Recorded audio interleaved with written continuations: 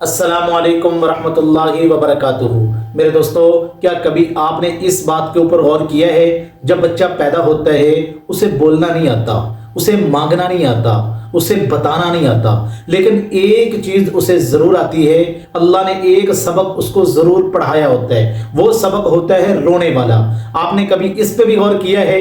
جب بچہ روتا ہے تو ماں بھی اس کے پاس آ جاتی ہے، بہن بھی اس کے پاس آ جاتی ہے، بھائی بھی اس کے آس پاس اکٹھے ہو جاتے ہیں، کوئی اس کی مالش کر رہا ہوتا ہے، اور کوئی کہتے ہیں جی اس کے پیٹ میں درد ہے، کوئی کہتے ہیں جی اس کو ڈاکٹر کے پاس لے کے جاؤ۔ یعنی بچہ جب روتا ہے تو پورا کا پورا گھر جو ہے وہ حرکت میں آ جاتا ہے، ماں جو ہے اس کے دل کے اندر بے چینی بڑھ جاتی ہے۔ تو میرے دوستو، اگر ایک بچہ روئے ماں کو بے قرار کر دیتا ہے، تو اگر بندہ اللہ کے سامنے ہاتھ اٹھا کے عاجزی کے ساتھ، انکساری کے ساتھ اللہ کے سامنے گڑ گڑا کر رو کر آنسو بہاتا ہے، تو اللہ کی رحمت کیسے جوش میں نہیں آئے گی؟ میرے دوستو، اللہ تبارک و تعالی اپنے بندے سے یہی تو مطالبہ کرتے ہیں۔ اللہ کہتے ہیں میرے بندے، مجھے بس یہ تیری کیفیت چاہیے کہ تو میرے سامنے رو کے کہہ دے یا اللہ مجھے یہ چیز چاہیے، میں تجھے عطا کر دوں گا۔ یا ایھا الذین آمنوا توبوا الی اللہ توبۃ نصوحا۔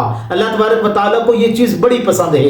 حدیث مبارکہ کے اندر آتا ہے، سرکار دو عالم صلی اللہ علیہ وسلم نے ارشاد فرمایا کہ دیکھو، رات کے آخری پہر کا رونا یہ اللہ کو بڑا پسند ہے۔ یعنی جب بندہ تہجد کے وقت اٹھتا ہے، وضو کرتا ہے، نوافل پڑھتا ہے، اللہ کے سامنے ہاتھ اٹھا کے دعا مانگتا ہے اور روتا ہے، اللہ تبارک و تعالیٰ کو یہ رونا بڑا پسند آتا ہے، کیونکہ اس وقت اللہ کے سامنے بندہ رو رہا ہوتا ہے، اللہ تبارک و تعالیٰ اس کو دیکھ رہے ہوتے ہیں، اس کو کوئی نہیں دیکھ رہا ہوتا لیکن میرے اللہ دیکھ رہے ہوتے ہیں میرے دوستو، اور یہ رونا اللہ کو بڑا پسند آتا ہے۔ جو بندہ رو کر مانگتا ہے، اللہ ان ہاتھوں کو کبھی خالی نہیں لٹاتے میرے دوستو۔ حضور علیہ السلام نے ارشاد فرمایا کہ جس بندے کے آنکھ کے اندر ایک چھوٹا سا آنسو کا قطرہ نکل آیا اللہ کے خوف کی وجہ سے، اللہ تبارک و تعالی جہنم کی آگ کو حرام کر دیتے ہیں۔ دیکھو میرے دوستو، رسول اللہ صلی اللہ علیہ وسلم غزوہ بدر کا موقع ہے، صحابہ کی تعداد 313 ہے اور ادھر 1000 کا لشکر ہے۔ اللہ کے نبی صلی اللہ علیہ وسلم رات کے آخری حصے میں اللہ تبارک و تعالیٰ سے رو کے دعائیں مانگ رہے ہیں، اللہ تبارک و تعالیٰ کے سامنے ہاتھ اٹھا کے رو رہے ہیں، اور کیا کہہ رہے ہیں؟ اللہم ان تہلک ہذہ العصابۃ لا تعبد فی الارض۔